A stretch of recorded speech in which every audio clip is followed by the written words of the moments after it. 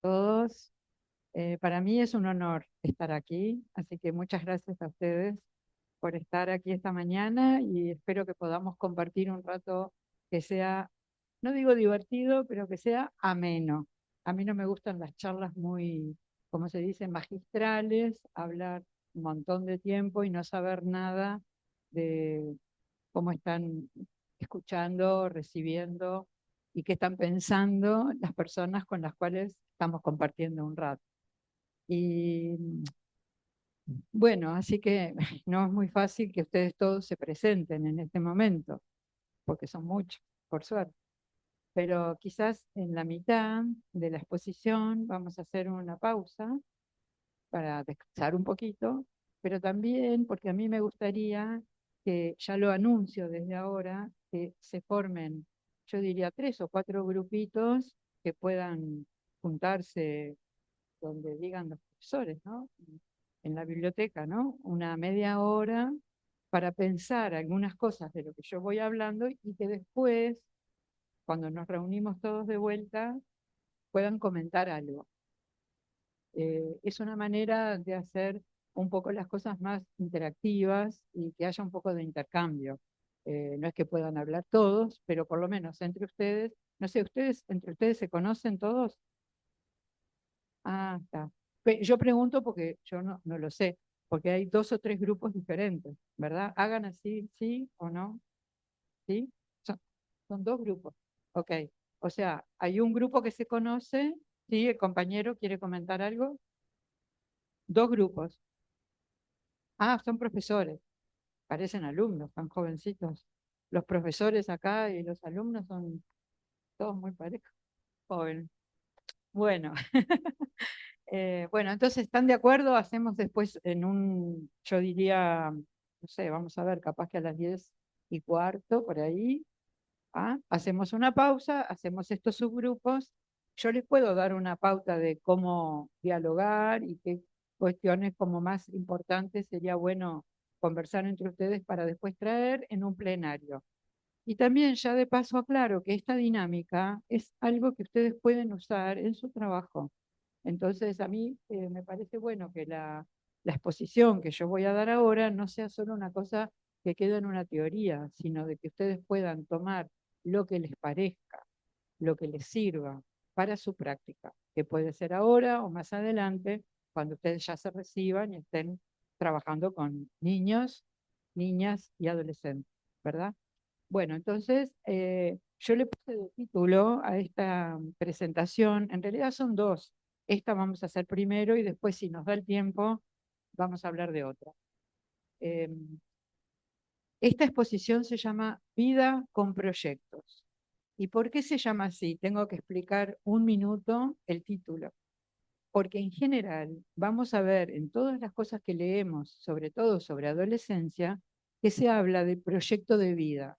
Es decir, como que se espera que un adolescente, cuando digo adolescente, me refiero a personas que están entre los 10 y los 19.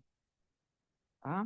Los 10, los 10 años son chiquitos, ¿verdad? Pero están considerados por la OPS, por la Organización Mundial de la Salud, como adolescentes, porque muchos, sobre todo niñas, ya están en la etapa puberal y eso ya empieza a ser parte de la adolescencia. Es importante tener en cuenta esto porque no es que tengamos que tratar a todos los chicos de 10, 11 y 12 como si fueran adultos. Ser adolescentes no es ser adultos, es una transición entre la etapa de la niñez, la adolescencia y el adulto joven. O sea, son muchas etapas que tenemos en el desarrollo humano. Entonces, cuando uno escucha que se le pregunta a una persona, ustedes piensen en ustedes, cuando tenían 14, 15, 16 años, si alguien les preguntaba, ¿cuál es tu proyecto de vida? ¿Qué querés hacer en tu vida, en tu futuro? Y yo no sé si todos de acá, cuántos sabían exactamente lo que querían hacer. Yo pensando en mí misma, yo no lo sabía. Y de hecho, antes de entrar a la Facultad de Medicina, pasé por 4 diferentes lugares de estudio. Primero hice biología, estoy contando algo personal. Primero hice biología un año y di algún examen. Después me fui de ahí, hice, bueno, era una época que vino la dictadura en Uruguay, era una época complicada, pero después me fui a algo totalmente diferente, fui a hacer trabajo social. Sí. Después la Facultad de Trabajo Social se cerró por la dictadura, que cerró muchas facultades, y yo me fui a hacer una escuela técnica a aprender metales, porque yo quería hacer dibujo, pero dibujo no había lugar, y me hice metales, y también hice fotografía. Y el cuarto año me fui a la Facultad de Medicina. O sea, cuando entré a la Facultad de Medicina yo ya tenía unos 20 años y todos los compañeros tenían más chicos. Yo pensaba que yo era una vieja y bueno, entonces, y que había perdido el tiempo. Y sin embargo, no, nada es tiempo perdido. Está bueno todo lo que uno estudia porque va acumulando. Pero volviendo al tema del proyecto de vida, es muy difícil que un adolescente tenga un proyecto de vida. Es decir, me quiero casar, quiero tener hijos, quiero trabajar en esto, voy a hacer una cooperativa, quiero estudiar, quiero viajar, voy a hacer. Eso es un proyecto de vida a largo plazo, es muy difícil. Entonces yo le puse ese cambio digamos, en la expresión y le puse vida con proyecto en vez de proyecto de vida. Porque vida con proyecto significa que las personas, niños, adolescentes, jóvenes, sobre todo adolescentes y jóvenes, tengan en su vida cotidiana intereses, objetivos, cosas para hacer. Cosas para hacer, me refiero a actividades culturales, sociales, no solo el estudio y el trabajo. Cuantas más actividades tengan los adolescentes, más riqueza mental, afectiva, social, cognitiva van a tener. Entonces es muy importante estimular. Por ejemplo, cuando yo atendía como psiquiatra de niños y adolescentes a muchos padres, yo les decía, si tienen que poner una penitencia, no me gusta la palabra castigo, una penitencia, no le saquen el club, la gimnasia, las amistades, pongan de penitencia otras cosas. Por ejemplo, no ver la televisión un día o no comer golosinas, pero no le cambien las actividades sociales y culturales a los niños. ¿Se entiende por qué? Porque la vida con proyectos es imprescindible para crecer. Y hay que tener humor, hay que divertirse, porque yo veo que algunos por ahí se ríen, y bueno, a mí me gusta que estén riéndose, que estén expresando y que estén conversando, pueden conversar todo lo que quieran entre ustedes, y además también me pueden interrumpir cuando quieran. Toda esta introducción es para empezar esta presentación de vida con proyectos. ¿La paso yo de acá o la pasas tú? A ver, ¿andó? Ahí. Bueno, esto capaz que les resulta un poquito más denso. Eh, si hay algo en una palabra que no queda clara, me preguntan, porque en Uruguay podemos tener algún lenguaje que es diferente. Hay cosas de Costa Rica, palabras que yo no sé, aunque son en español, y tengo que preguntar. Así que ustedes me preguntan, Susana, ¿qué quieres decir? ¿No se entiende nada o explica mejor?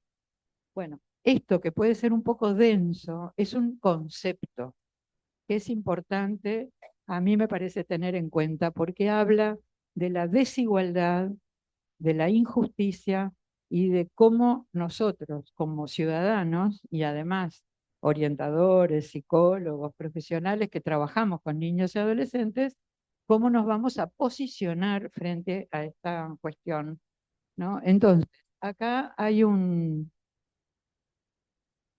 texto que es de, fíjense, tiene 10 años. Y sin embargo, 10 años parecen mucho, pero nada cambió, ¿no? Voy a leerlo por las dudas que no se vea bien de allá, porque dice, en algunas partes del mundo, una niña de 10 años, esto es un ejemplo, niña de 10 años, el umbral de la adolescencia, ve ante ella un horizonte de infinitas posibilidades y comienza a tomar decisiones que influirán en su educación y más adelante en su trabajo y su vida. Sin embargo, en otras partes del mundo, las perspectivas de una niña de esta edad son limitadas. Al llegar a la pubertad, una poderosa combinación de familiares, personas influyentes de la comunidad, normas sociales y culturales, instituciones y leyes discriminatorias se interponen en su camino. Esto es cuando nosotros vemos que hay como muchachas que han luchado, ¿no? Como Malala, ¿no? En la India, que ganó un premio Nobel por luchar por la educación para las niñas de su edad que no tenían acceso a la educación. Entonces, nosotros cuando miramos el mundo en general, vemos estas desigualdades entre países, pero estas desigualdades también están adentro de nuestros países. Entonces, ese es un problema al cual nosotros nos vamos a enfrentar.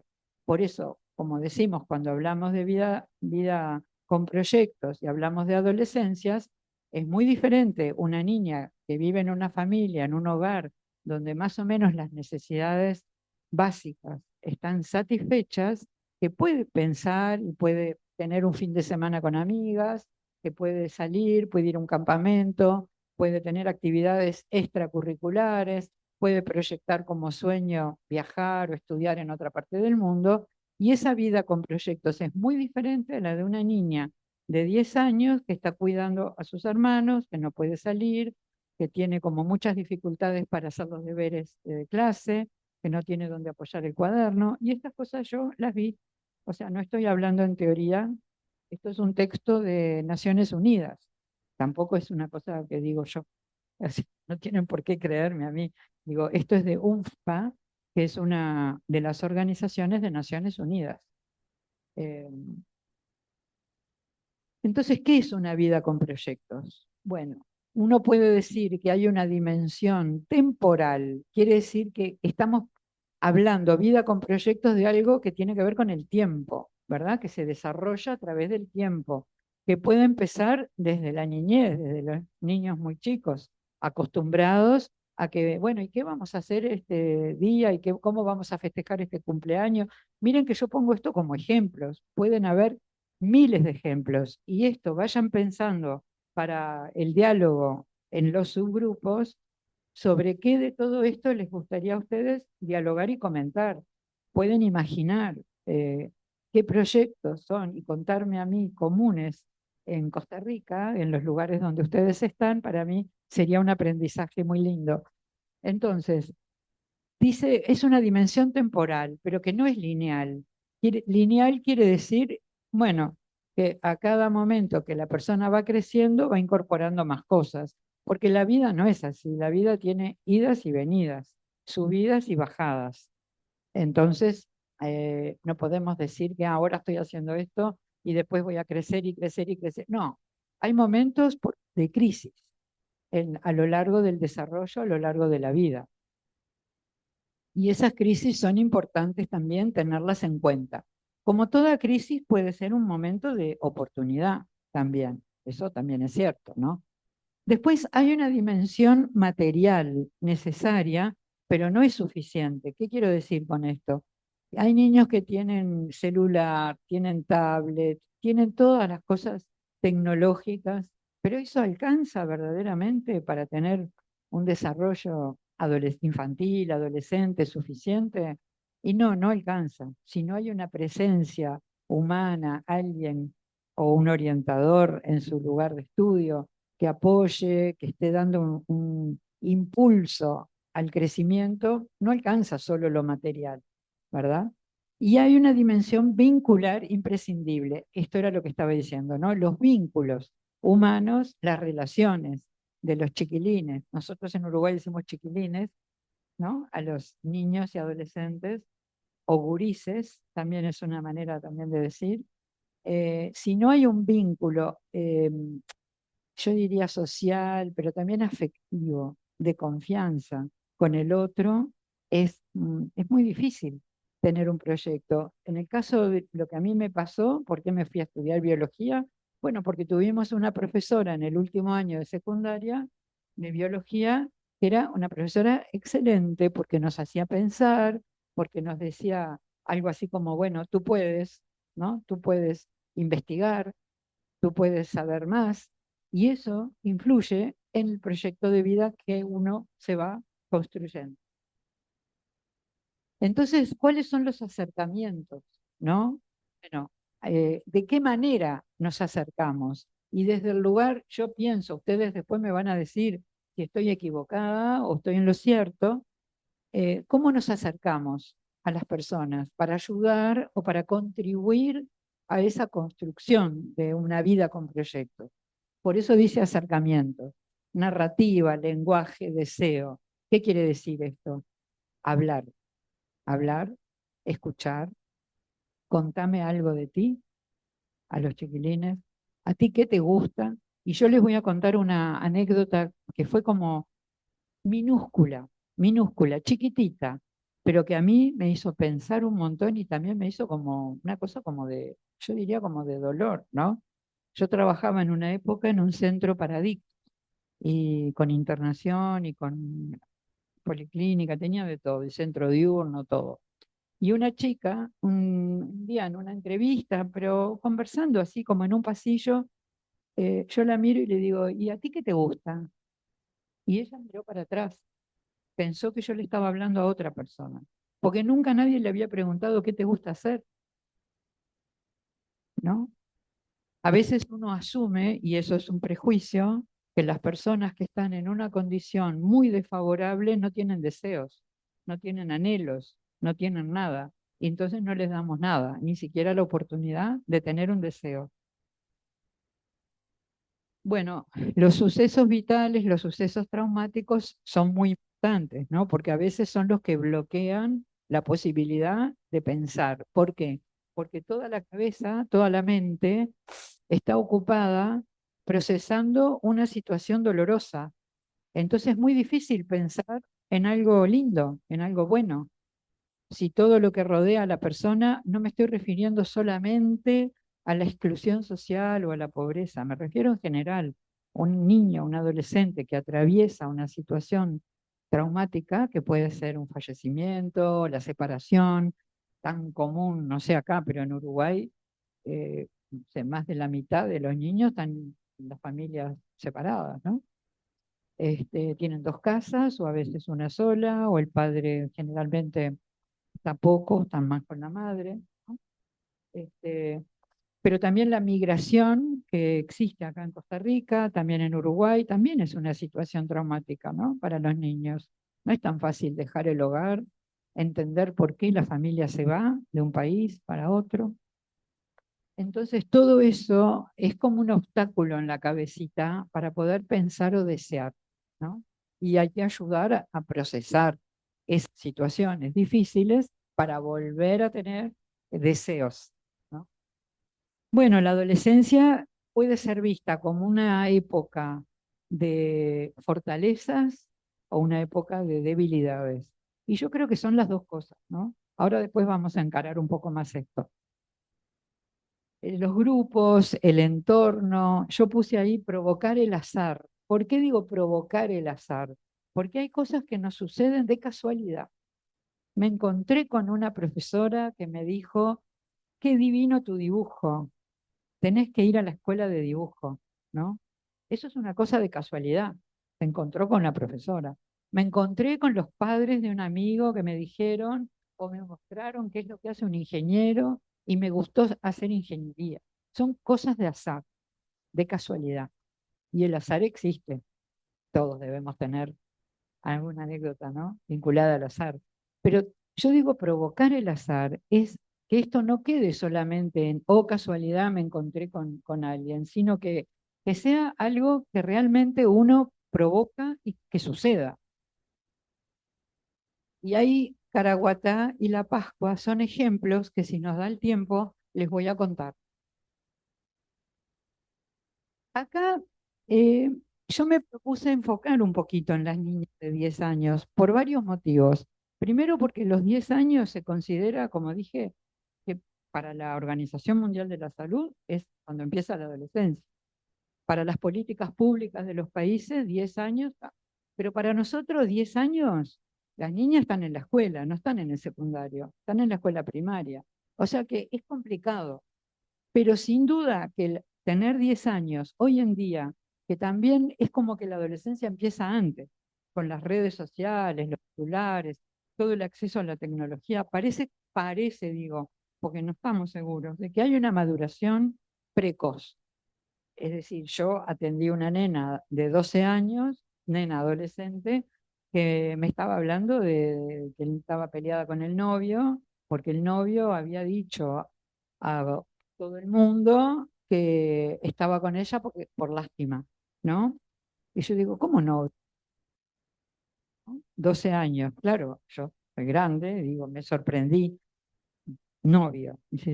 Entonces digo, ¿cómo novio? Sí, novio, porque algunas están solo para chapar. Y yo digo, ¿qué es chapar? Y me dijo, chapar es un beso con lengua, ¿no? Yo no seguí preguntando, pero por las dudas, pero son cosas que si uno está no muy cerca, ¿no? De las chiquilinas de esa edad, se sorprende. También me ha pasado de chicas más chicas que me digan mi suegra. Están hablando de la suegra. No sé, ¿a ustedes les pasa también? ¿Tienen esa sensación acá en Costa Rica? Hay noviazgos precoces. ¿No? Bueno, entonces tomé lo de la adolescentes a los 10 años como una pregunta para mí y para las chicas. Entonces yo dije, voy a preguntar ellas, si se sienten adolescentes. Entonces yo le pregunté a Nina y a Alma, después a Olga no le pregunté, pero ahora les voy a preguntar a ustedes qué opinan. ¿Y qué le pasa a Franca? Tampoco le pregunté si se considera adolescente, pero ahora van a ver la situación de estas chicas. Nina y Alma dicen, no somos adolescentes. Ellas no se consideran, tienen 10 años, ellas viven en un hogar que está cultural y socioeconómicamente bien, eh, pero yo puse ahí, hay algunas señales de que están en el umbral, como que ellas no se consideran, pero es distinta la mirada del chico o la chica que la de uno. Yo puedo decir, me parece que sí, aunque ellas crean que no. Bueno, ellas, por ejemplo, en ese momento no querían saber nada con los varones, ¿no? Eh, y una de las preocupaciones que tenían era perder a la familia, que a los padres les pase algo. Entonces, yo, que soy, o estoy para eso, para interpretar lo que me están diciendo, interpreto que están en un proceso de independencia o de autonomía y están un poco angustiadas por esa separación. O sea, no es que estén pensando en la muerte de los padres, lo que están pensando es, estamos cerca de vivir una separación interna. No es que se van a ir de la casa, nadie se va a morir. Pero, ¿me entienden lo que digo? La angustia de ellas, porque ay, les puede pasar algo, es porque algo está cambiando internamente. Entonces, uno tiene que interpretar, no quedarse solo con lo que la persona dice. Entonces, Nina y Alma son chicas todavía, pero están en el umbral, ¿no? Como un proceso psíquico de autonomía.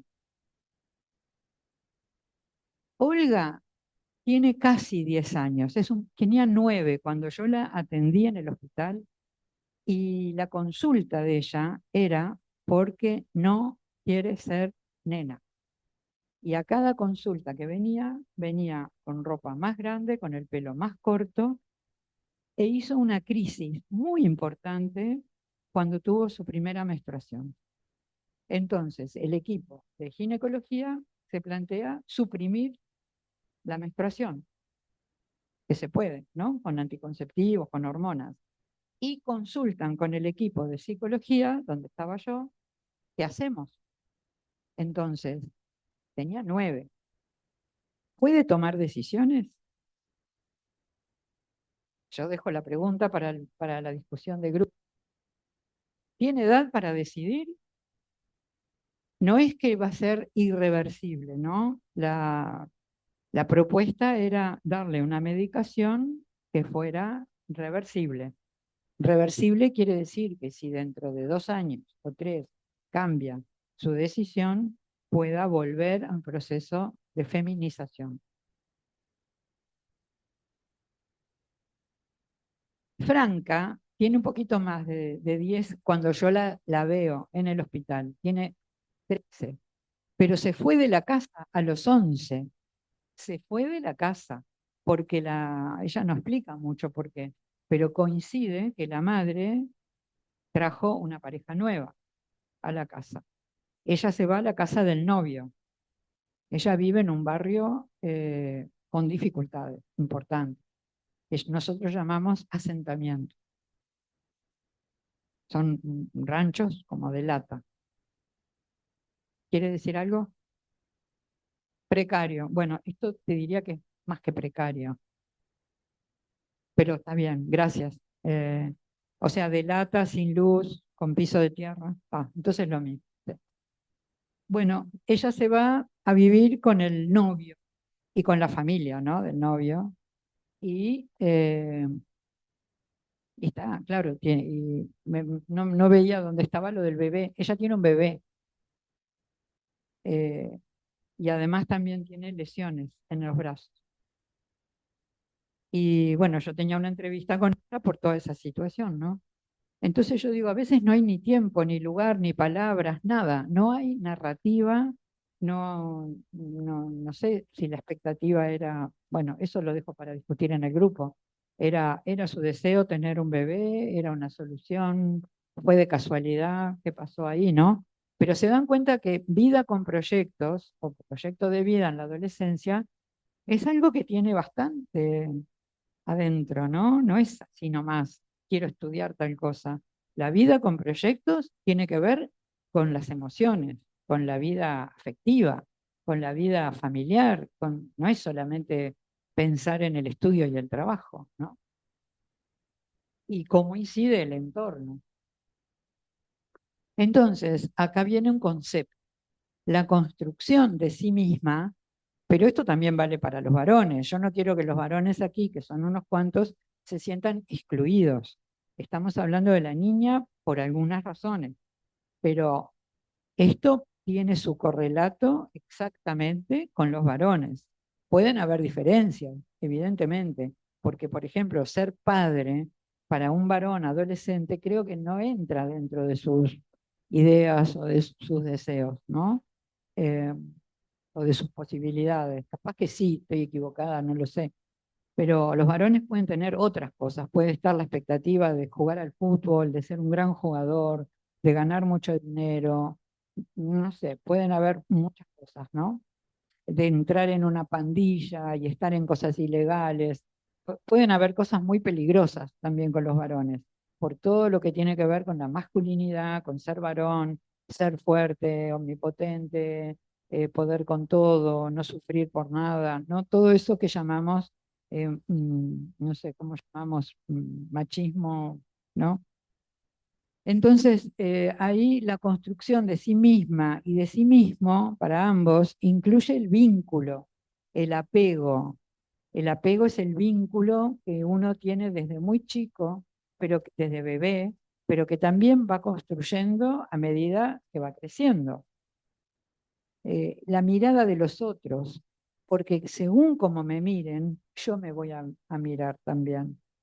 Si un profesor, voy a salir del tema de la familia, si un profesor, un orientador, un amigo, cualquier referente adulto o de las amistades me mira de una manera benevolente, de una manera linda, que confía en mí, cree en mí, yo también voy a creer y confiar en mí.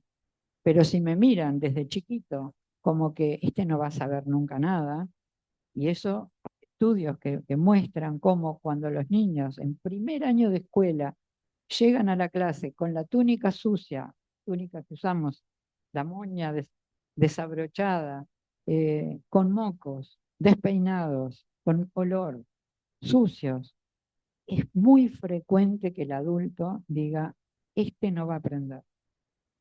Y este no va a aprender, se llama profecía autocumplida, porque ese chico no va a aprender.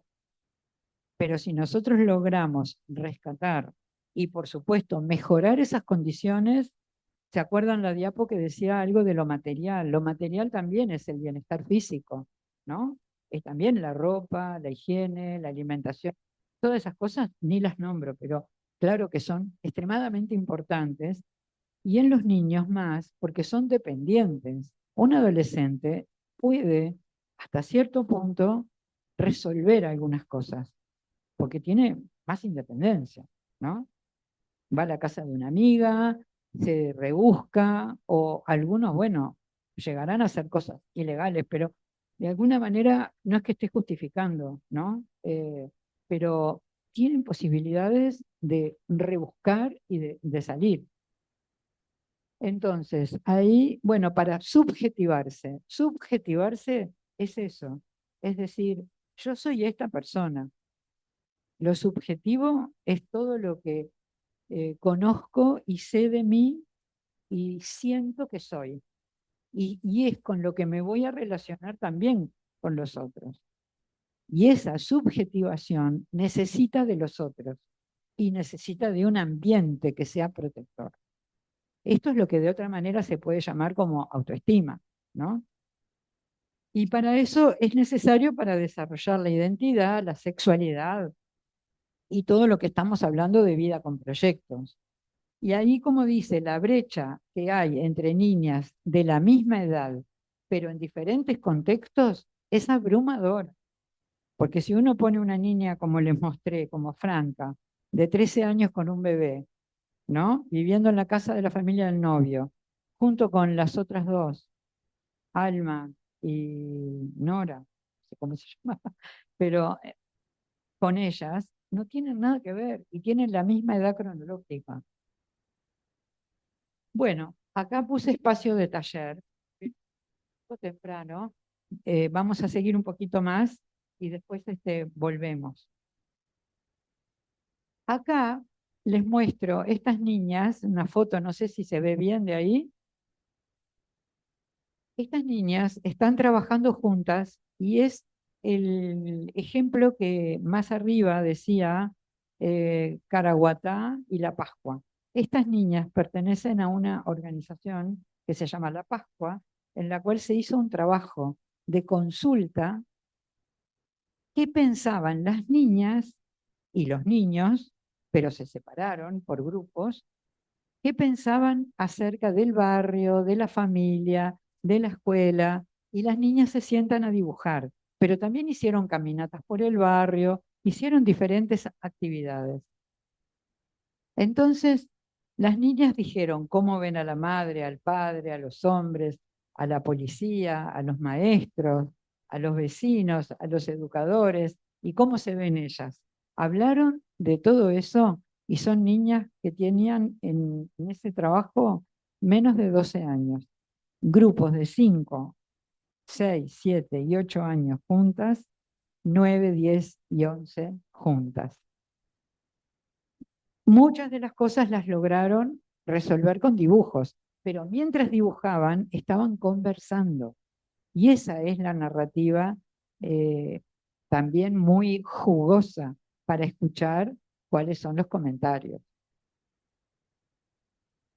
¿Y qué es lo que encontramos de este trabajo? Que estas niñas muy chiquitas y de barrios, en algunos, para algunas familias, son barrios precarios, son niñas que van es una iglesia que tiene un centro de niños y jóvenes dentro de un barrio y que extienden el horario escolar, porque las niñas tienen que estar, los niños jugando, seguir estudiando y no estar solos en las casas, como sucede muchas veces en estos barrios, ¿no? También tienen meriendas y actividades lúdicas y de estudio. Entonces, estas niñas de alguna manera, uno podría decir que todo el trabajo que hace el equipo de educadores, podrían ser orientadores, educadores sociales, psicólogos que trabajan con las niñas, fíjense los resultados que tienen, porque son niñas que tienen desarrollo moral. ¿Saben lo que es desarrollo moral, más o menos? Es tener una idea de lo que está bien y lo que está mal. El desarrollo moral, que no vamos a hablar ahora hoy de eso, pero se extiende desde los niños pequeños que necesitan que de afuera les digan las reglas y les digan, esto no se hace. Se lo dicen los padres. pero cuando los niños van creciendo ya lo tienen adentro y ya saben lo que se puede hacer y lo que no.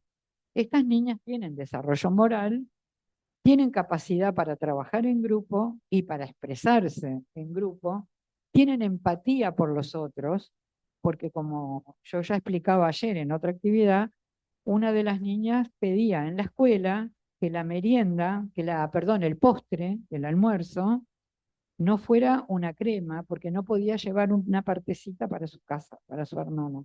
Ella quería que fuera manzanas o bizcochos para poder llevarlo, porque la crema no tenía cómo llevarla. Eso tiene que ver con la empatía, con entender y con querer al otro, ¿no?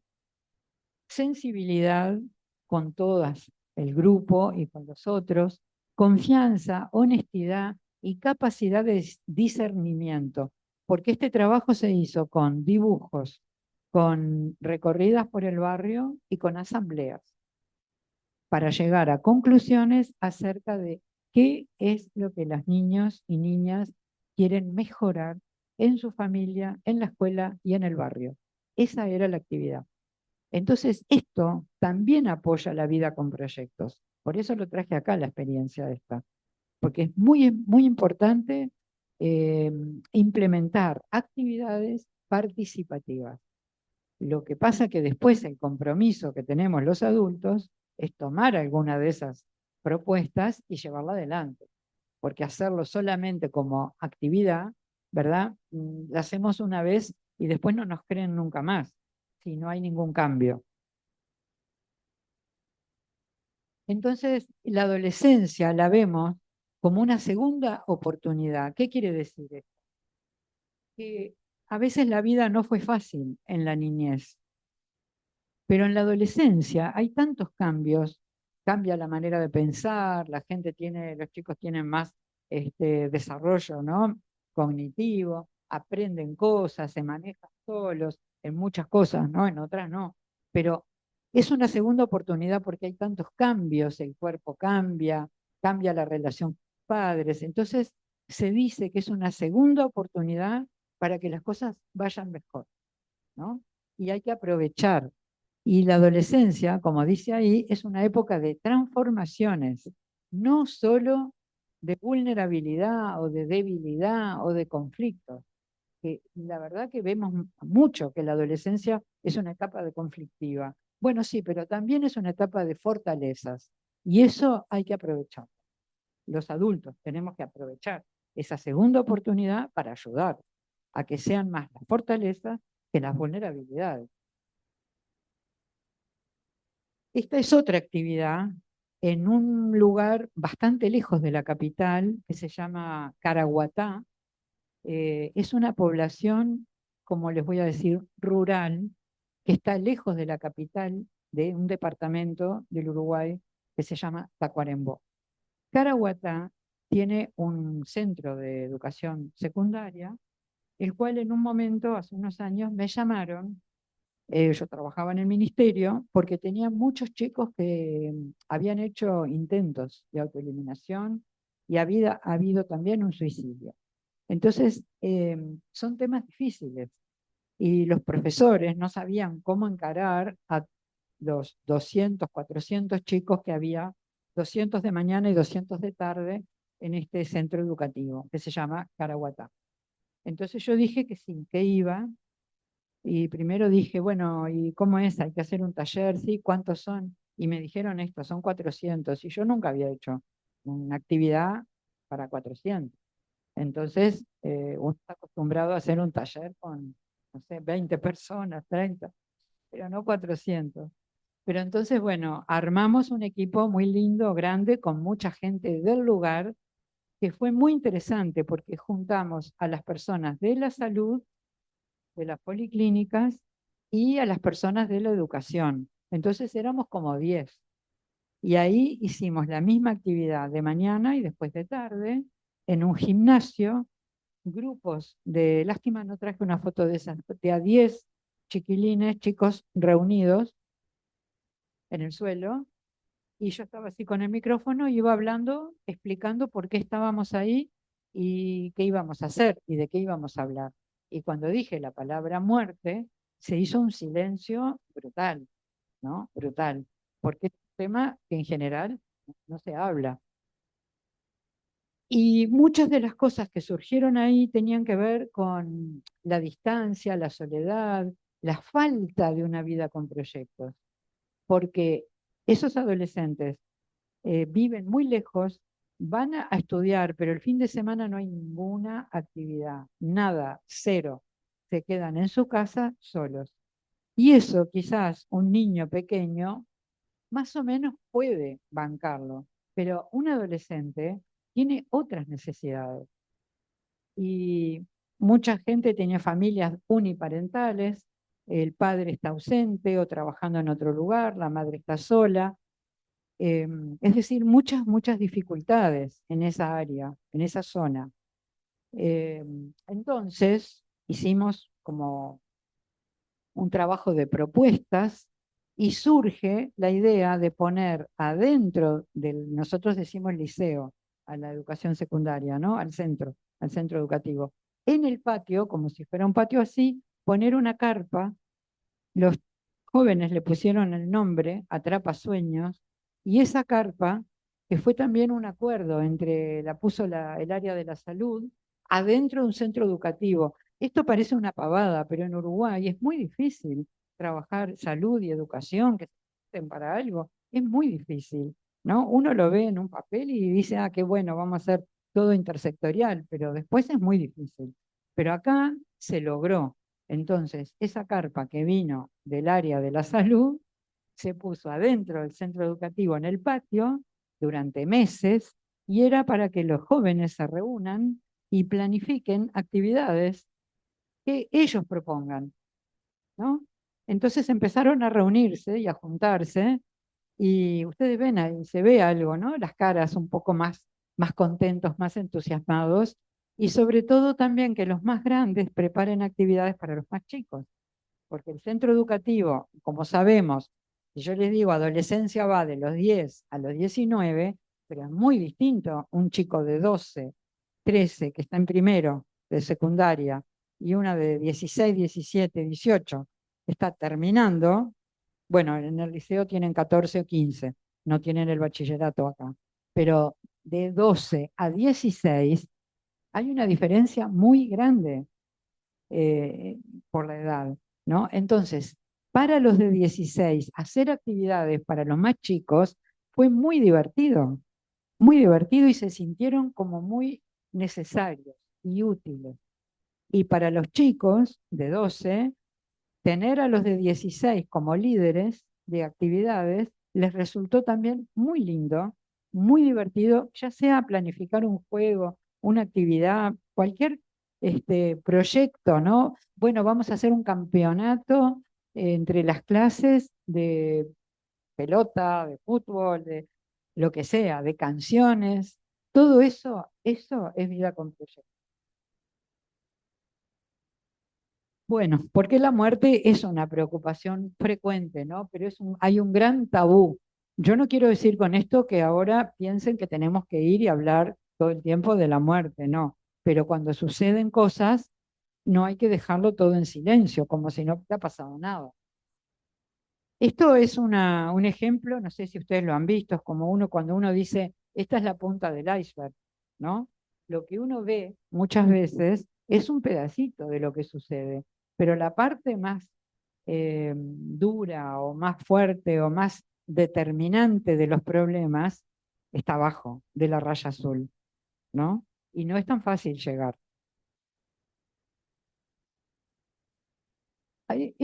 Bernardo Klicksberg es no sé si vive todavía, pero es un escritor y filósofo argentino que escribió un libro, varios, uno que se llama Escándalos éticos. Son las cosas a las cuales nos acostumbramos, ¿no? Pero son escándalos éticos, porque él habla de varias cosas. En uno de los capítulos, él dice, que ahí está escrito pero no se ve, que dice, es mínima la cobertura de apoyo psicológico a pesar de la situación de muy alto estrés en que viven amplios contingentes de población joven por su desinserción y exclusión. se entiende lo que quiere decir, ¿no? Entonces, el apoyo psicológico al que él se refiere ahí no es solamente mandar al psicólogo a alguien que está mal, es evitar, es trabajar por lo subjetivo, es trabajar por la vida con proyectos, es trabajar para que ningún chiquilín deje de estudiar, para que todos estén en el sistema educativo, porque él habla ahí de los excluidos, ¿no? Excluidos de todo. Y en Uruguay nosotros tenemos un gran problema con esto. No sé en Costa Rica cómo son los datos, porque en primaria tenemos casi el 100% de los niños están en la escuela, pero en secundaria a los 14, 15 tenemos una diferencia de 40 puntos entre pobres y ricos. Lo digo así directamente, entre pobres y ricos. Entonces, todos esos jóvenes que quedan fuera del sistema educativo son los que Bernardo Klicksberg dice excluidos, marginados y sin ningún tipo de apoyo, porque en realidad el apoyo lo precisaban antes para no irse del sistema educativo. Que puede ser apoyo psicológico, cuidado, no estoy hablando de ir al psicólogo. Apoyo psicológico lo pueden dar ustedes. No es necesario ser psicólogo. Pueden ser orientadores, líderes comunitarios, gente preparada, ¿no? Tienen que estar preparados para acercarse y estar con niños y adolescentes y sus familias. No es cualquiera. Pero quiero decir que no tiene que ser un psicólogo. Pueden ser los profesores de educación física, los educadores sociales, las personas que trabajan en licenciados en trabajo social, nurses, médicos que trabajan en el sistema educativo, relacionados con el sistema educativo. Todos tenemos que dar apoyo a los adolescentes que tienen más necesidades. Creo que estamos por terminar esta presentación que dice que cuando una niña, volvemos a la niña, no desarrolla su potencial, todos salimos perdiendo. Y esto lo dijo hace años el secretario general de Naciones Unidas, director de UNFPA. Eh, bueno, vamos a parar acá. Ah, no, seguía un poco más. La salud mental de niños, niñas y adolescentes es una prioridad para todos nosotros, ahí va, para todos los ciudadanos y para la sociedad de un país. Y los desafíos es el trabajo en el territorio interdisciplinario y para lograr cambios estructurales necesarios, porque cuando no hay cambios desde las políticas, igual se pueden hacer cosas, pero es más difícil, ¿no? Es más difícil si no tenemos apoyo de las autoridades. ¿Qué quiero decir con esto? Que las autoridades tienen que decir, bueno, si los profesores tienen que concurrir a otro lado o si alguien de la policlínica tiene que ir al centro educativo, que lo pueda hacer, que se pueda trabajar en conjunto, que pueda haber formación, más formación, como ustedes ahora están acá escuchando y pensando cosas, ¿no? Sobre esto. Eso es muy importante, porque ustedes, yo espero que se vayan de la mañana de hoy con algo, aunque sea pequeñito, distinto a lo que llegaron. Bueno, ahora sí, este es un pintor que a mí me gusta mucho, Solari, que ya falleció, pero que pinta este tipo de cosas como un poco de locura, ¿no? Un poco de bicicletas en el aire, eh, que a mí me gusta mucho. Bueno, ahora sí, eh, tengo que pausar esto, pausamos la presentación y la grabación. Eh, y vamos a hacer los grupos, porque yo veo que están ya un poco cansados, aburridos. Jóvenes, tienen, sí, yo le doy el micrófono. ¿Cuántos grupos son? Yo veo 4, pero me dijeron que eran 3. Son 4. Bueno, acérquense, así estamos todos más juntos.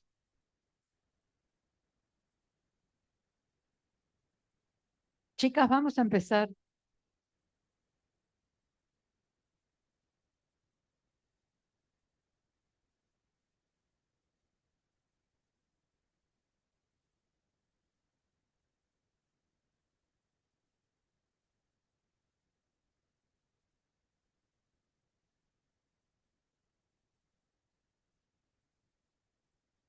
Bueno, veo que ha estado muy bullicioso el trabajo grupal. ¿Tuvo lindo?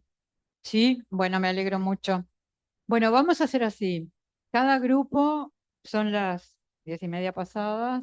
Sí, podemos tener unos 10 minutos, 8 minutos por grupo. Eh, ya decidieron quién va a hablar de cada grupo. Sí,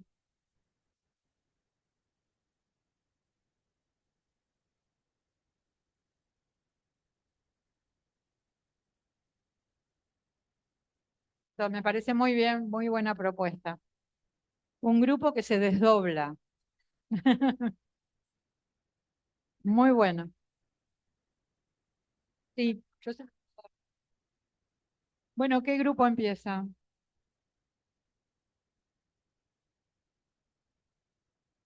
Esto queda grabado, así que bueno, tengan todos en cuenta eso. ¿Desde acá puede ser o...? Ok, ok. Bueno, a mí me gusta. Bueno, a mí me gustaría que empiece ella, digamos, con lo que es la anécdota. Sí, no, pero es que usted tomó mejores apuntes que yo. Ya después yo sí. Al final es donde tenemos como una discordancia, pero ahí es donde. Bueno, buenos días. El grupo estuvo bastante dinámico y habían opiniones muy ricas y también que se contradecían un poquitito, pero también es lo que hablábamos de una cierta brecha generacional que no es tan grande. Pero bueno, la primera pregunta que era relacionada con alguna anécdota. Bueno, estuvimos hablando de varias cosas que vimos, que hemos visto, que hemos vivido, y en general lo que llegamos a la conclusión de todas esas anécdotas es que es fundamental que para cualquier estudiante de primaria, secundaria o haya una red de apoyo, sea familiar de mamá, papá o mamá, abuela, tío, madrina, quien sea, pero que esta red de apoyo siempre esté diciéndole, bueno, cuando me tocó ser la impopular, no pasa nada, cuando me tocó, o sea, que siempre esté ahí como acompañando, ¿verdad? Y que esta red de apoyo a veces puede ser hasta los mismos amigos, pero que sí, digamos, estar solito tal vez no es la mejor idea, que por supuesto hay personalidades que son más introvertidas y que no son tan sociables, pero que siempre es importante saber que cuando ya se siente que uno no puede más, alguien está ahí como para darle un té de manzanilla. De la segunda, que era lo de los proyectos, ¿verdad? Como los sueños que habían. Bueno, la postura de los más chiquillos es como que cada quien tiene derecho a quemar la etapa que vive, que yo cuando niño haga cosas y me traten como niño, y en adolescente pues también, que viva las cosas que viven los adolescentes. Y es normal que el adolescente de ahí experimente cosas, quiera transgredir límites y quiera como probar hasta cómo, ¿verdad? Cómo es que se vive y que eso es normal y que se vale. Por otro lado, yo les hablaba de que si yo me pudiera devolver, porque yo tengo ya unos años de trabajar en el Ministerio de Educación, pero en educación nocturna, y que para mí es terrible, así como ahora doña Susana habló de la diferencia en los estudiantes que se salen del colegio, de los privados, de los públicos, que definitivamente de los públicos es la gran mayoría, en Costa Rica igual, pero hay muchísima diferencia entre ser educado en el Valle Central a ser educado en una zona rural. O sea, los recursos que el Ministerio de Educación dispone para la gente del Valle Central es muy diferente a una escuela unidocente en Upala. Y todavía, chiquillos, yo llego a algo más, que es la diferencia que hay entre estudiar de día y estudiar de noche. Entonces, para mí, la andragogía, que es lo que yo trabajo, de estudiantes que son ya abuelitas, cuando se gradúan abuelitas, demasiado emocionante, abuelitas, gente muy vulnerable en condiciones muy difíciles, que están agotados porque han trabajado todo el día y aún así tienen que ir a recibir clases de la mitosis y la meiosis, este, y cuentan con muy, muy, muy poco apoyo de parte del Ministerio de Educación Pública. Y eso es porque tengo 25 años de trabajar con ellos y lo apunto donde sea y se los firmo. Hay orientación dependiendo de la cantidad de estudiantes. Yo, por ejemplo, soy de La Alajuela y trabajo en un colegio nocturno, en el Instituto de La Alajuela, pero en la noche. Y sí hay orientadores, pero por ejemplo, no hay psicólogos que puedan atender la salud mental de los estudiantes. Y entonces a mí lo que me gustaría es que la brecha, ahora sí, la diferencia de la educación pública, ya sea por día, noche o privado, público, o por geográfica o lo que fuera menor. Y que estas pruebas estandarizadas, por ejemplo, que se hacen, no pueden ser estandarizadas. Debería ser según la población. Y lo último era, que aquí fue donde empezamos la discordia, ¿a qué edad debería una persona adolescente tomar decisiones? Bueno, teníamos la postura de, perdón, ok, eh, aquí la compañera psicóloga de mi grupo generacional y yo estábamos diciendo que hay decisiones que los muchachos de 12, 13 años pueden tomar. Por ejemplo, si usted se quiere vestir todo de negro, a mí no me importa. Si usted se quiere vestir todo de rojo, no hay problema. Si se quiere cortar el pelo rapado, perfecto. Y si se quiere hacer un alicet, todo eso podría ser. Pero hay ciertas decisiones que yo como papá tengo que delimitar y que esas decisiones son las que pueden trascender por el resto de su vida. No sé en este momento, bueno, a que mi hija de 12 años diga, me enamoré, es un príncipe azul, tiene mucha plata y me va a mantener el resto de la vida. Entonces, muy románticamente, mi hija dijo, yo decido escaparme y que yo diga, es que ella lo decidió porque yo tengo que respetar sus decisiones. En esas no estamos de acuerdo, creo que una sí y otras hay que negociarlas. Ni siquiera es como aniquilar lo que quiere, es negociemos, lo vemos. Usted quiere, bueno, espérese, ¿a qué edad? Usted ya sacó su quinto año, a los 16, a los 17, y se quiere, bueno, no sé, pero que entonces hay unas cosas que sí y hay unas cosas que no se pueden decidir solitos a los 13. Esa era como una postura de nuestro grupo. Sí, sí, está muy bien. Bueno, nosotros, los jóvenes, en teoría, como parte de nuestro sueño, digamos, estamos hablando de que nosotros nos enfocamos, somos orientadores, futuros orientadores.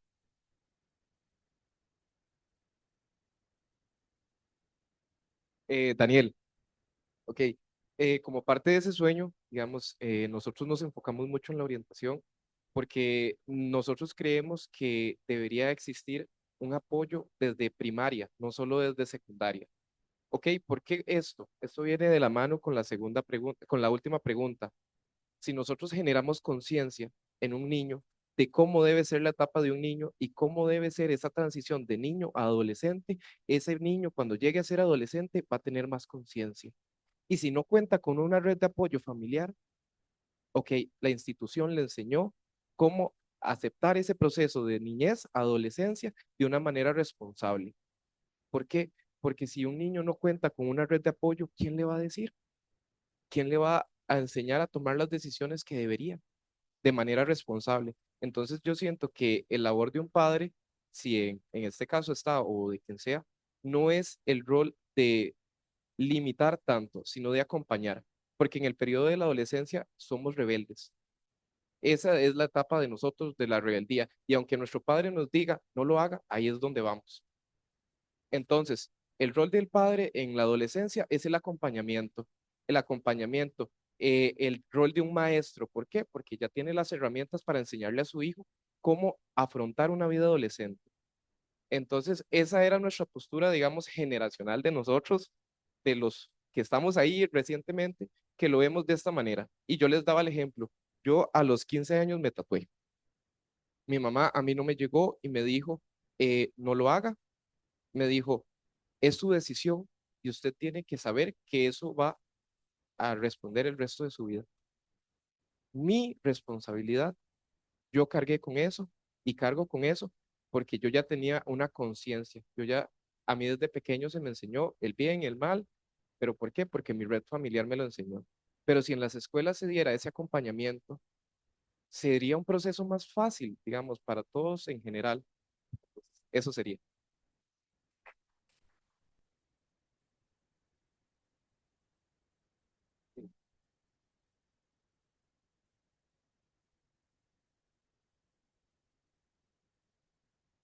Muchas gracias. Después al final me toca hacer un cierre, si puedo, de todo, de todo. ¿Ah? Bueno, buenos días. Mi nombre es Mailing y nosotros hablamos un poquito de todo un poco, no nos alcanzó el tiempo, la verdad, pero básicamente lo que conversábamos era acerca de que cuando uno está en la etapa o la adolescencia en específico, es una etapa muy invisibilizada, ¿verdad? Es una etapa donde, al menos acá en Costa Rica, los programas y proyectos que hay para adolescentes, incluso hasta a nivel de legislación, son muy pocas. Nos enfocamos mucho en niñez, en niños, niñas, pero los adolescentes los dejamos de lado. Y sumado a eso, como decía el compañero, gracias a Dios él tuvo su casa, orientación, pero hay muchos adolescentes que en casa no tienen orientación.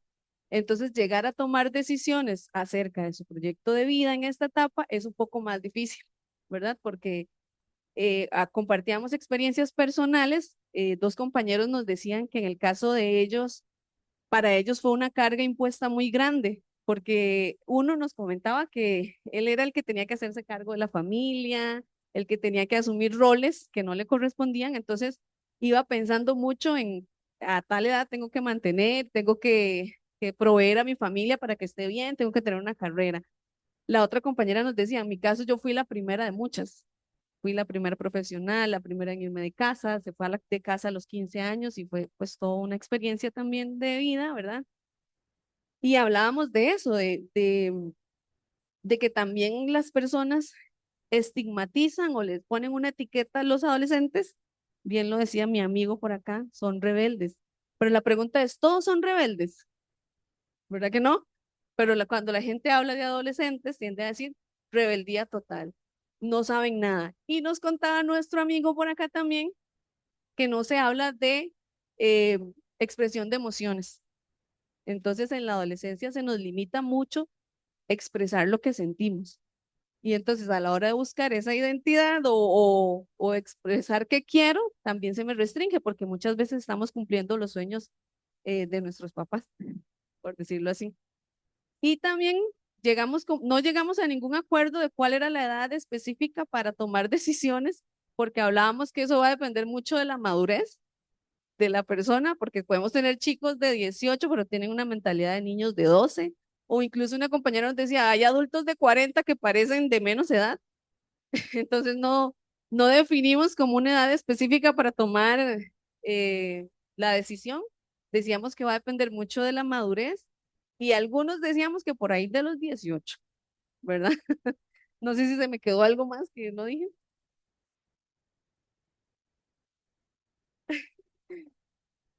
Sí.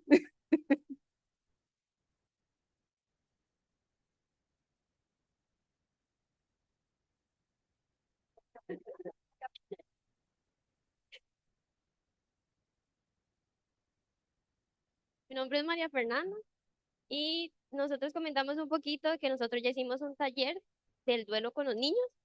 Entonces, nos dimos cuenta de ahí que muchos chiquitos, bueno, nosotros primero para abordar el tema del duelo, obviamente son niños muy pequeños. Entonces,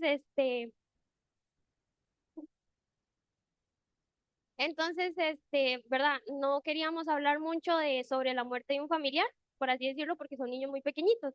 Pero cuando nosotros intentamos ya como hablarles más del tema, nos dimos cuenta que ellos en sí sí saben cómo es el duelo de un familiar, del mamá, del papá o algo así, y que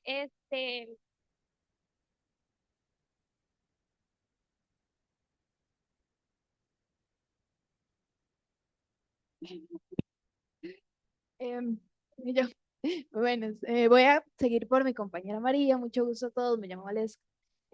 A lo que queríamos llegar con esto es que muchas veces a los niños y a los adolescentes que están apenas empezando en esta etapa de adolescencia, se les tiende a marcar o a decir, bueno, es que tal vez él no tiene que saber esto. No, este duelo, tal vez esta muerte de un familiar, de una mascota incluso, él no tiene que saberla porque no quiero herirlo. Pero al final hablábamos de que ellos tienen estos derechos de tomar la decisión, de, si quiero saber, quiero llevar este duelo, merezco saberlo. Entonces es muy importante tener en cuenta que al final estas personas, la adolescencia y la niñez, tienen estos derechos que muchas veces se les quitan. Muchas veces no con una mala intención, sino pensando esto es lo mejor para esta persona, pero de igual manera es algo que no tenemos el derecho, no debemos de hacer, e influye mucho en las decisiones, porque al final es la decisión de él, cómo voy a llevar este duelo, cómo voy a seguir con eso, y es muchas esas cosas que nosotros decimos.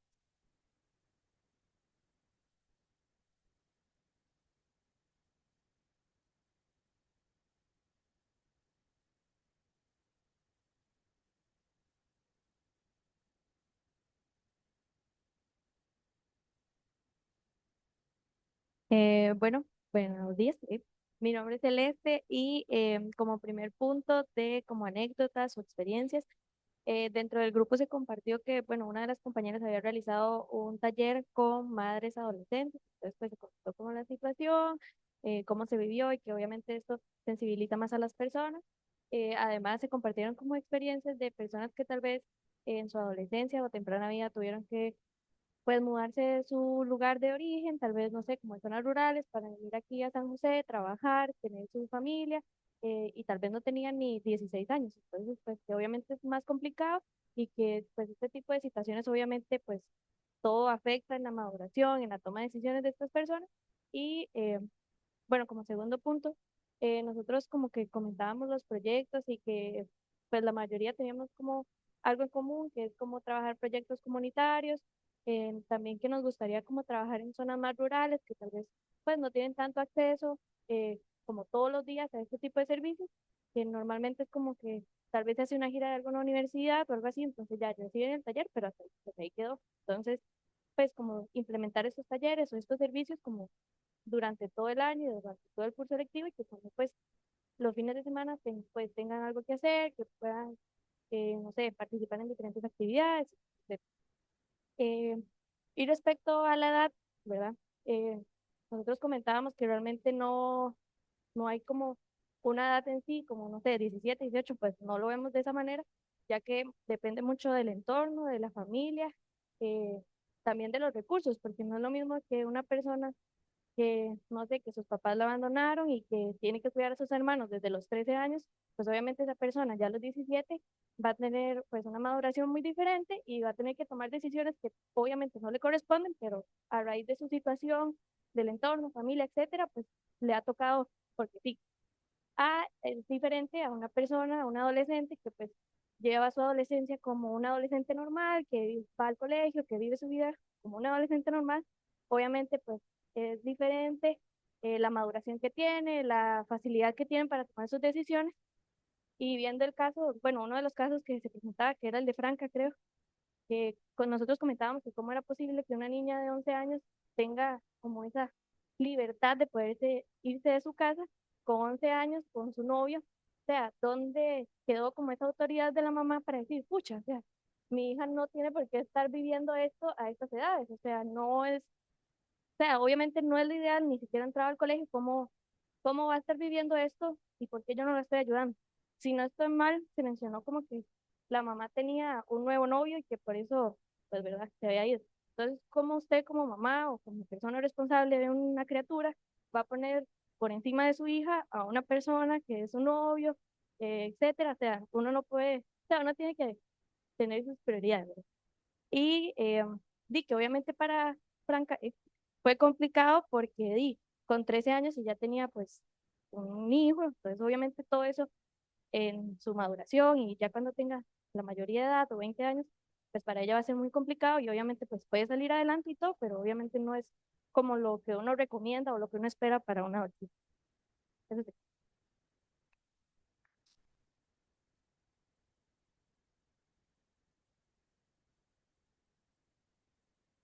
Bueno, buenos días, mi nombre es Fabiola. El grupo en general, llegamos como a una conclusión que creo que todos lo hemos abordado, que es el acompañamiento que se le debe hacer tanto a los niños como a adolescentes en sus distintas etapas. Como lo mencionaban, tanto familia como profesionales o amistades que ofrezcan la ayuda. Abordando el tema de la niña Franca, Eh, en mi comunidad y vengo de una zona muy vulnerable, eh, los dichosos barrios del sur, donde lo que son narcotráfico, prostitución, todos los días es lo normal. Entonces, situaciones así se viven y las he sido testigo de situaciones donde padres de familia permiten que menores de edad eh, se, se den de alguna manera para obtener algún beneficio o para crear familias, porque desde ahí vienen las amenazas de que si no nos das a tu hija, puede pasar algo. O sea, son casos muy reales que se suelen ver en comunidades como estas. Entonces, como dice la compañera, y lo abordamos, no todas las circunstancias son las mismas, no todas las situaciones son las mismas. A veces no lo podemos creer, pero los mismos padres de familia entregan a sus hijos como mercancía. Entonces, por situaciones como noviazgos, por situaciones económicas, por simplemente el descuido, abordando un poco el tema de que sí existen casos donde padres de familia simplemente dan libertades, eh, lo sueltan al ruedo, diríamos nosotros, a que exploren, pero hay otros padres de familia que hacen acompañamientos como el que mencionaba la compañera, de decir como, no, esperémonos un toque, veamos qué es lo que te está pasando, sabemos que estás enamorada o enamorado, sabemos que te gusta mucho tal vez alguna actividad, pero valoremos los pros y los contras. Digamos, volvemos a lo mismo, al acompañamiento que se puede realizar y que abordando un tema que se mencionó de lo que la adolescencia puede ser una segunda oportunidad. Tal vez a los inicios de la adolescencia podemos vernos vulnerables o frágiles ante las tentaciones, ante los deseos, ante todo eso que se nos empieza a despertar, pero llegamos a un momento de la misma adolescencia donde nos damos cuenta o nos hacemos esa retroalimentación a nosotros mismos de que tal vez no hicimos lo correcto al inicio por dejarnos llevar como de esos deseos primitivos que se dan al inicio de la adolescencia, ¿cierto? Entonces, que el mismo acompañamiento o la misma madurez que se mencionó en uno de los otros grupos que se va dando, tal vez puede darnos como esa segunda oportunidad de remediar tal vez algo que lo hicimos por impulsos, que son los que más se ven en este tipo de edades, como la dichosa rebeldía que nos da. Siento que va mucho de la mano cómo el acompañamiento funciona para informar. A veces no es ni tanta rebeldía, a veces es la inquietud del querer saber más, de el montón de tabús que nos vemos envueltos en familias conservadoras, en lugares conservadores. Tal vez yo no vengo de un lugar tan conservador, pero sí vengo de una familia muy conservadora y cometí mis errores en mi adolescencia, de los cuales conforme fui creciendo, me fui dando cuenta con acompañamiento de profesionales, de amigos y de familia, que tal vez sí pude remediar varios errores que tal vez cometí en ese momento. Entonces siento que va como mucho de la mano. El querer saber es más que una rebeldía. Entonces podemos llegar a ese punto como de que las mismas personas adultas que envuelven o están en los ciclos, en los alrededores de estas personas, de estos niños o de estos adolescentes, que sean, que no tengan esos tabú, que de alguna manera u otra hablen del tema. Siempre se va a poder encontrar la manera de hablar y poder informar. Y como nosotros, como una futura función, que trabajar desde la prevención para evitar tal vez muchos casos que no sean tan deseados.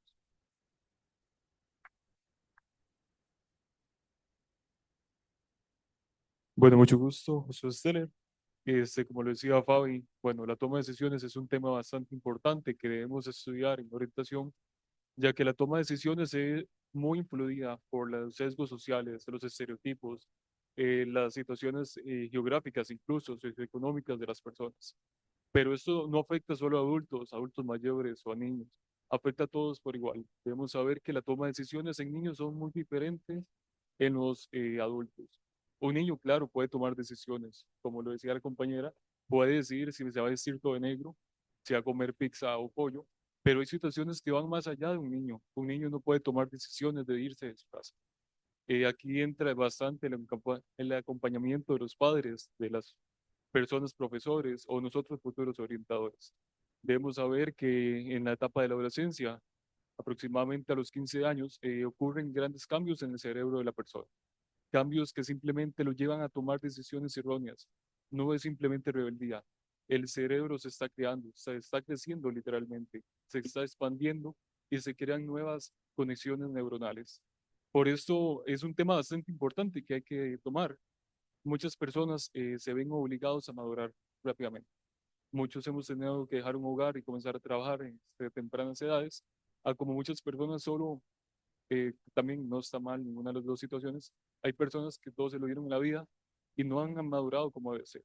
Por esto muchas veces vemos adultos poco preparados, poco competentes en distintos ámbitos, personas que simplemente no maduraron y no saben cómo tomar las decisiones.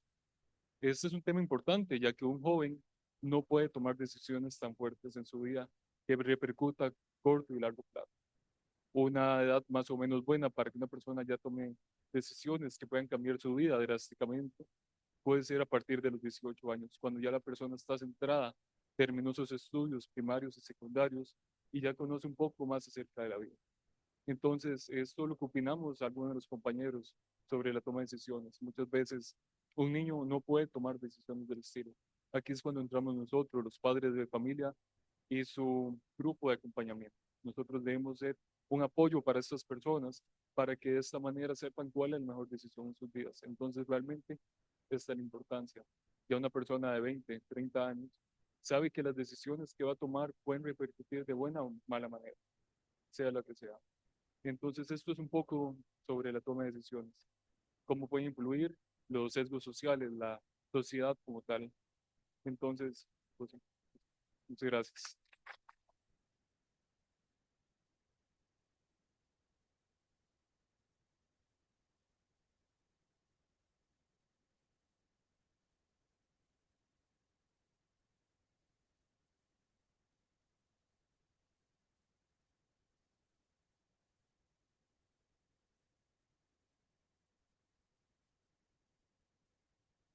Bueno, muchas gracias. Creo que trabajaron muy bien, muchos aportes. Así que bueno, de mi parte, felicitaciones porque también todo lo que ustedes han comentado hace pensar, ¿no? Nos hace pensar y reflexionar. Así que bueno, primero, muchas gracias. Y después, bueno, me estoy notando algunas cosas como para contarles también mi reflexión y de repente ir haciendo como un cierre de la actividad, ¿no? Eh, Voy a decir medio todo junto, no importa quién dijo cada cosa acá. Me parece interesante, a ver, vivimos en un mundo complejo, partimos de eso, ¿no? Entonces, hay veces que nosotros todos queremos como decir, esto es blanco, esto es negro, y las cosas no son así. Son un poco blancas, un poco negras, un poco grises, a veces cambian de color. Y hay que tener en cuenta que no podemos, en algunos temas, tener seguridad, tener certidumbre. Vivimos en un mundo muy cambiante, donde capaz lo mejor es decir, esto puede ser que sea así y también puede ser que sea de otra forma. ¿Qué quiero decir con esto? Que la adolescencia sin duda es una etapa muy interesante, que hace poco se ha hecho más visible y que preocupa porque bueno, es toda la segunda década de la vida, de los 10 a los 20, toda una década, ¿no? O sea que es muy importante. Como ustedes dijeron, también la adolescencia no es que aparece de un día para el otro, sino que depende cómo ha sido la crianza en la niñez. El desarrollo de una persona eh, es una persona, es la misma persona. O sea que las experiencias vividas en la niñez importan en la adolescencia. Eso varios de ustedes lo dijeron. También hablaron de la conciencia crítica para tomar decisiones y cómo esta conciencia crítica también está contemplada en los derechos y en la Convención de los Derechos del Niño, donde se habla en varios artículos de que los niños tienen que ser escuchados. La voz de los niños debe ser escuchada.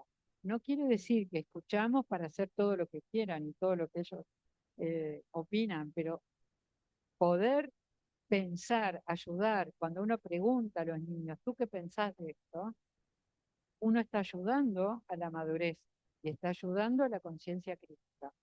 Tenemos la costumbre de que a los niños parece que hay que decirles solamente lo que tienen que hacer, todo lo que tienen que hacer ellos, y nunca preguntar qué piensan o qué sienten.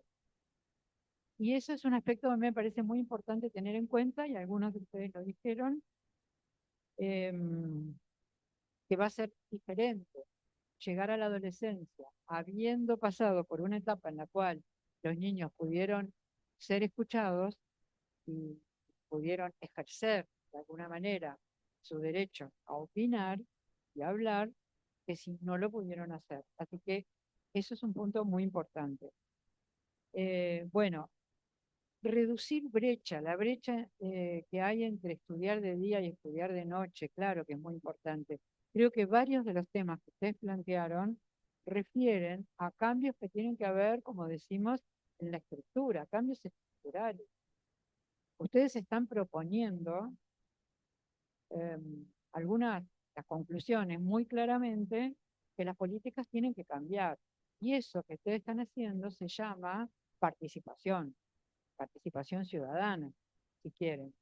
También la participación adolescente es una de las banderas que tenemos en cuanto a lo que tiene que ver con el desarrollo social, no solo de salud mental, no solo para tener una salud mental mejor.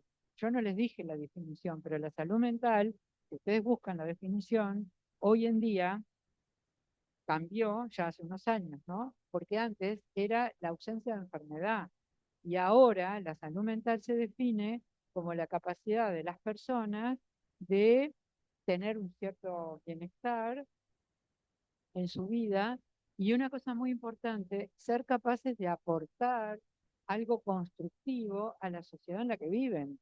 O sea, se espera que los ciudadanos participemos y propongamos cosas constructivamente. O sea que todo esto que ustedes han dicho me parece que tiene mucho sentido. Bueno, evidentemente tomar decisiones, hay un manual, una guía de la Organización Panamericana de la Salud dedicada exclusivamente a toma de decisiones de los adolescentes para su salud. O sea que si a alguien le interesa mucho el tema, lo puede ir a buscar. Ojo, se refiere a decisiones en la salud.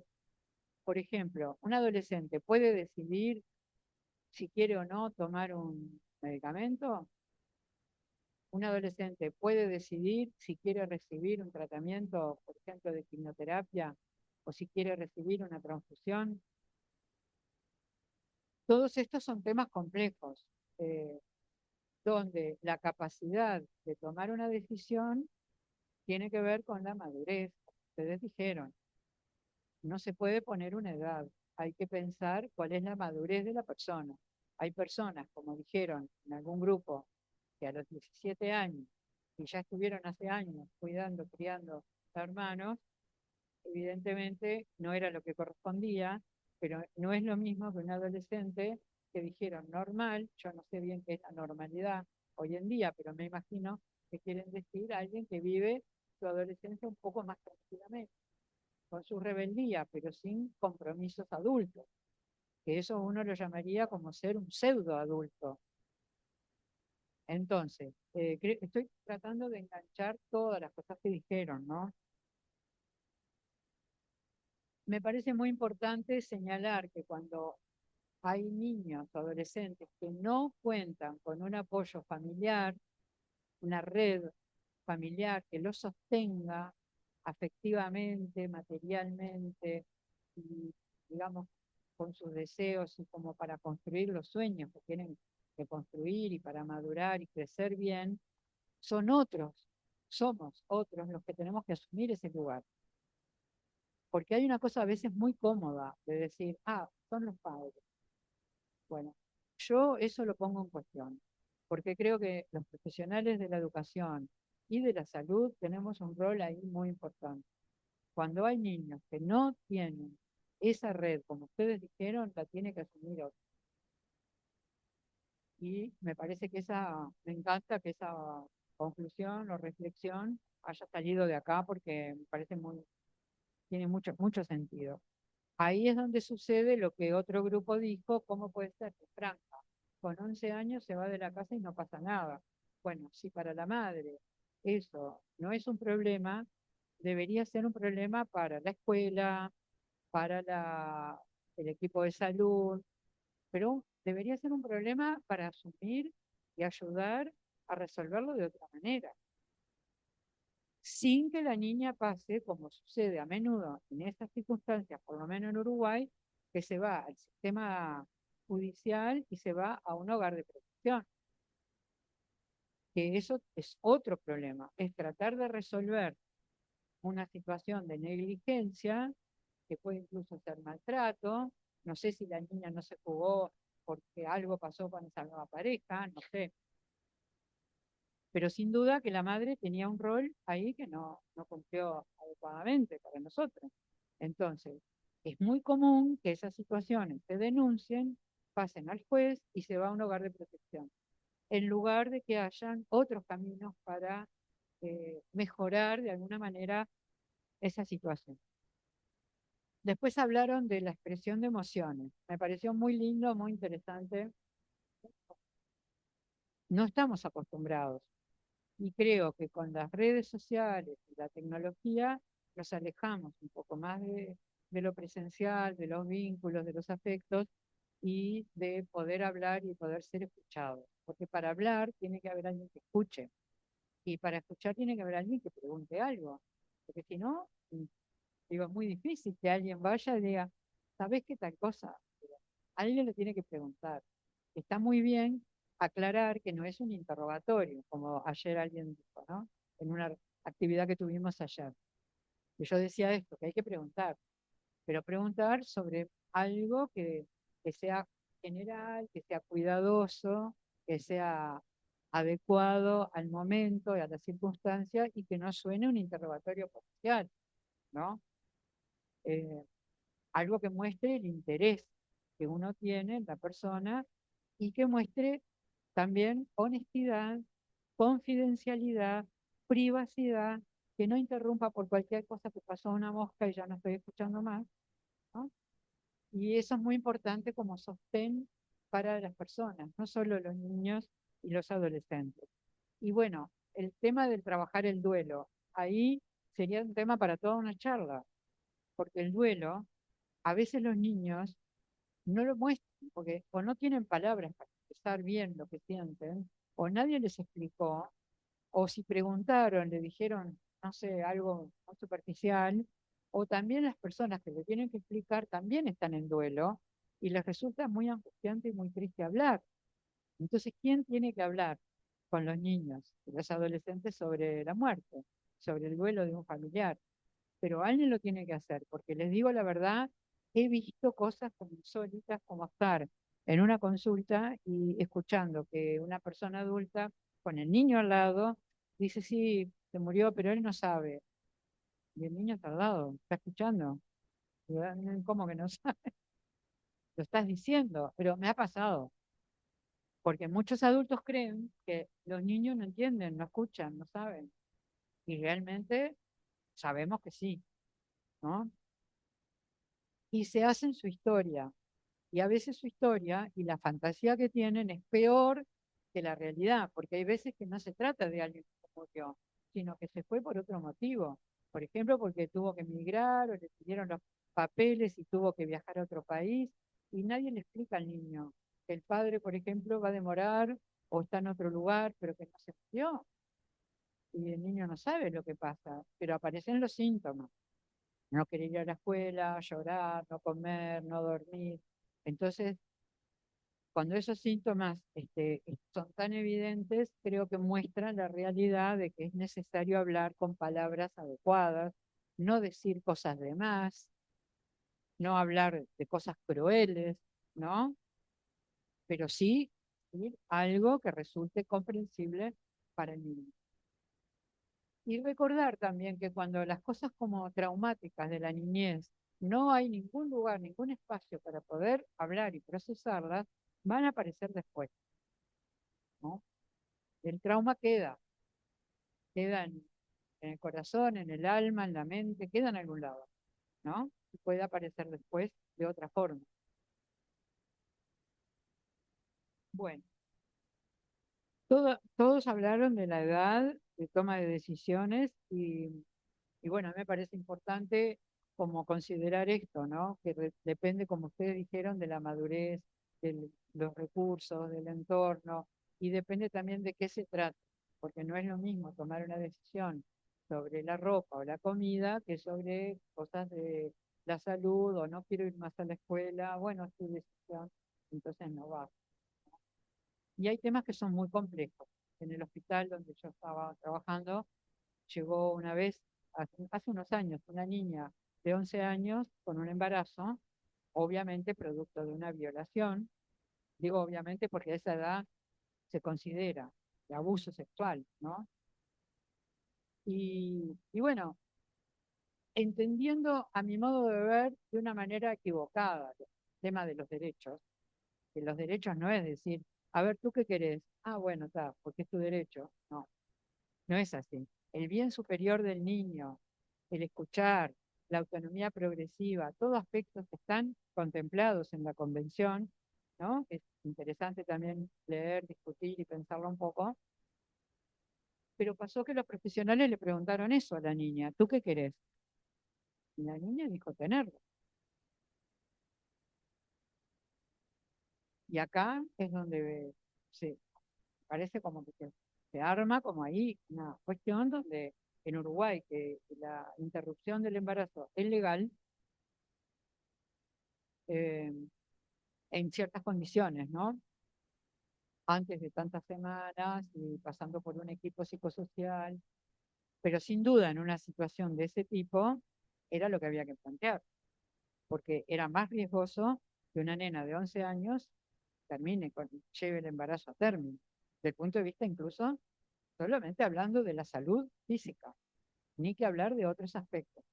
Entonces, el tema este de cómo se toman las decisiones, que ustedes estuvieron postergando la toma de decisiones para una edad mayor, 17, 18, acá se tomó como que el niño tiene derecho a decidir si continúa un embarazo. ¿Me entienden lo complejo de las situaciones? Bueno. mm, Me parece muy interesante pensar que la adolescencia no es solo rebeldía, sino ganas y deseos de saber y de experimentar. Me parece una muy buena definición que dijeron acá en el grupo. Y que la segunda oportunidad hay que fortalecerla, ¿no?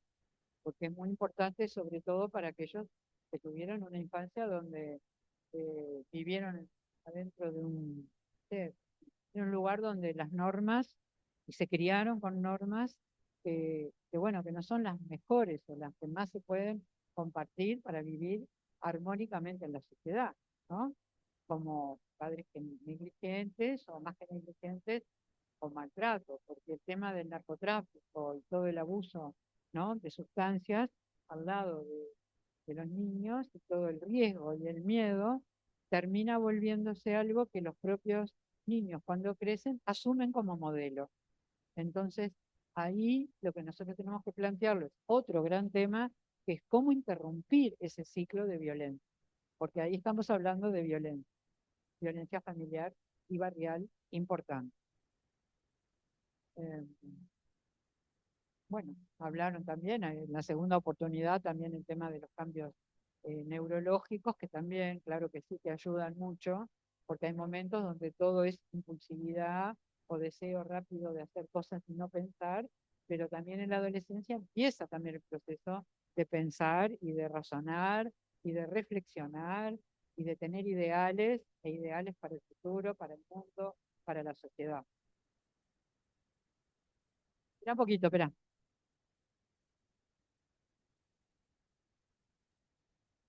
También entra mucho en juego, digamos, que la mayoría de adolescentes no saben qué es lo que están sintiendo. ¿Por qué? Porque no se le toma la importancia, como decían las compañeras. La adolescencia es el proceso, digamos, que más se ha desmeritado en el país. Al menos acá en Costa Rica no se le toma la importancia. ¿Por qué? Porque si hablamos de ansiedad, un trastorno, digamos, que pasa demasiado en los adolescentes, es un tema estigma en los colegios. Le dicen, es que usted lo que tiene es ansiedad, vaya y se sienta por allá, respire, pero no se le explica al adolescente cuál es el proceso que está atravesando, por qué siente eso. Y yo siento que, como decíamos, el adolescente necesita saber. ¿Por qué? Porque esa es la razón que él está buscando para saber cómo se siente y es el proceso en el cual se ha estado fallando grandemente. ¿Por qué? Porque el adolescente necesita afrontar la realidad de por qué ese cambio está llegando a su vida.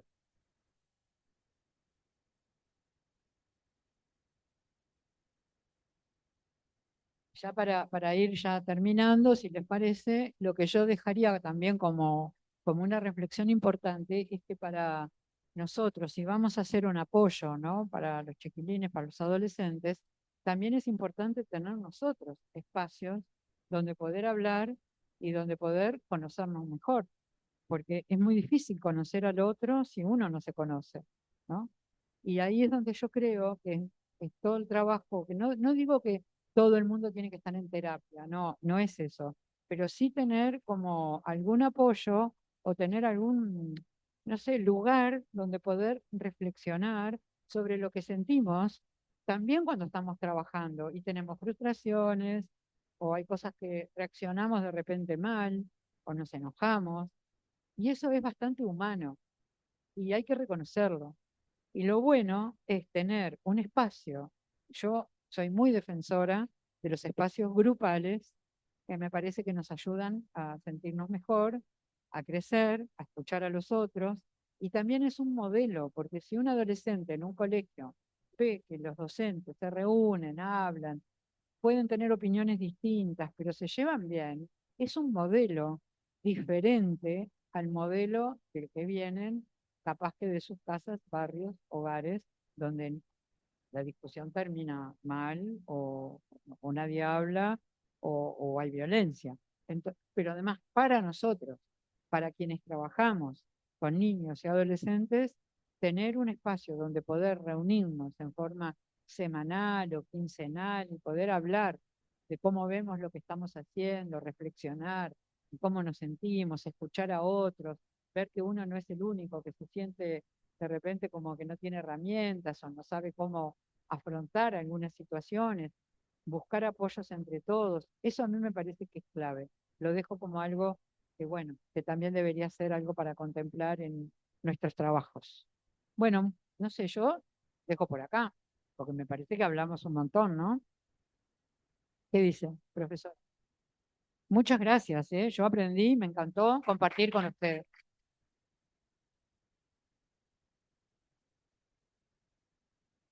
Bueno, muchísimas gracias a los compañeros, profesores, que aceptaron la invitación y a ustedes por estar hoy acá.